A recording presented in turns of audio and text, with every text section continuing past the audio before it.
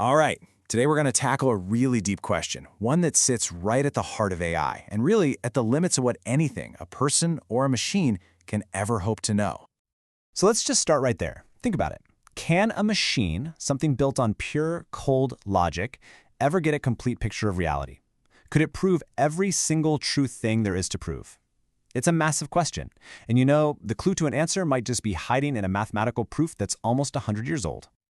And that's where the main character of our story comes in, a guy named Kurt Gödel.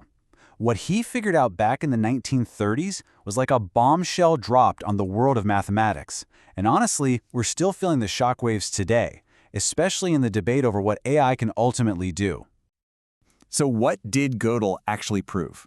Well, his incompleteness theorems are famously complicated, but the main ideas are actually pretty mind-blowing. The first one basically says that for any system of logic that's strong enough to do basic math, there will always be statements that are true, but that you can never prove are true using that system. It's a permanent blind spot. And the second theorem, it's even wilder. It says that same system can never even prove that it's consistent in the first place. So basically, any powerful logical system is fundamentally limited. Now, as you can imagine, this theorem immediately drew some serious battle lines. On one side, you had thinkers like Lucas and Penrose who said, "Aha, this proves humans are special."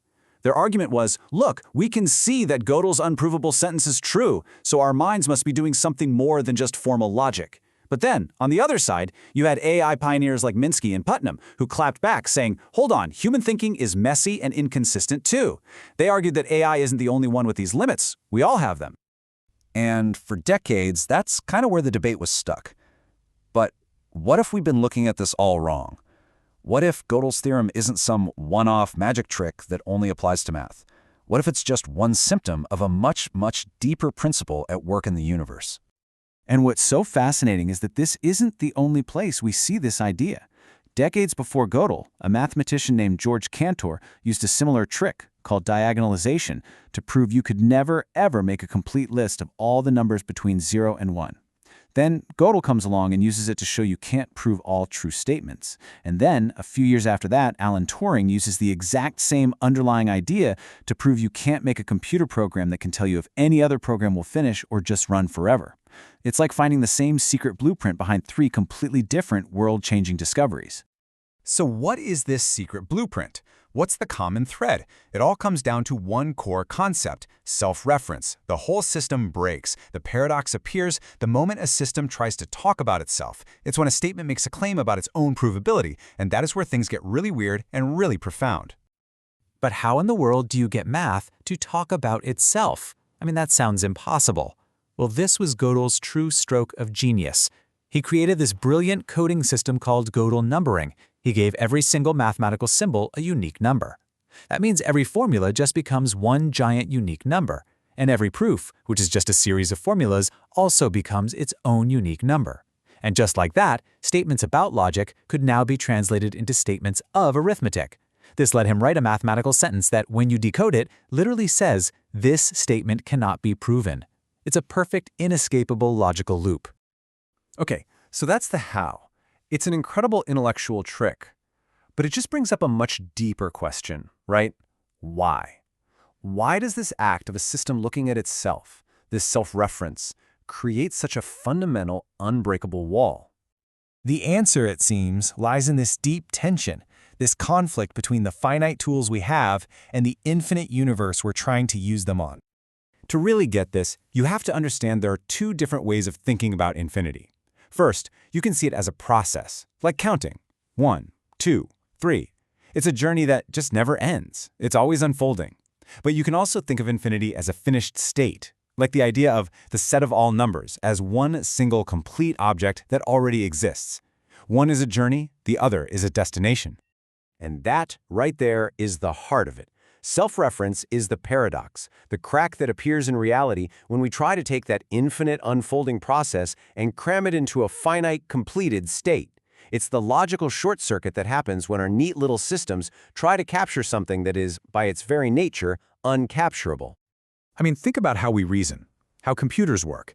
It's all step by step by step. It's a sequential process. We're essentially working from inside what you could call a countable cage, trying to map out a reality that might be infinitely bigger and more complex. And this all leads to a really powerful, almost poetic way of looking at this entire problem. This source material I was reading for this puts it in this absolutely beautiful way. It says, 过程和状态之间的自我引指是造物主对无限的封印, which translates to self-reference between process and state is the creator's seal on the infinite. Wow, just think about that for a second. So in this view, Gödel's incompleteness isn't a bog in the universe's code. It's not a flaw, it's a feature. This seal is like a protective measure, a fundamental boundary that makes sure the infinite, dynamic, wild nature of reality can never be fully trapped and tamed by our finite logical systems. So if that's true, if the main road of formal logic has this, well, seal on it, it just makes you wonder, doesn't it? Are there other paths? Are there other ways for us to get a sense of, to maybe even touch that infinity? And this is where we have to look beyond pure logic. Think about art, for example. Art doesn't try to prove infinity, it lets you experience it. It uses metaphor and creation to give you a feeling of something boundless. Or think about religion. It doesn't try to put the divine into a formula, it invites you to connect with it through things like faith and intuition. They're just different ways of knowing, of interacting with the world without trying to pin it down. The source uses this fantastic metaphor from the Tower of Babel. It says our logic and our science are like the bricks we use to build a tower up to the heavens, trying to reach and understand everything. But that seal of self-reference means our tower can never actually reach the top.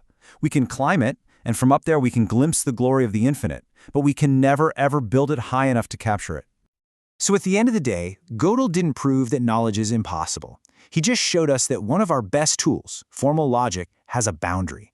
And that, to me, leaves us with the most exciting question of all. If that boundary exists, what lies beyond it? That's the thought I'll leave you with. Thanks for digging into this with me.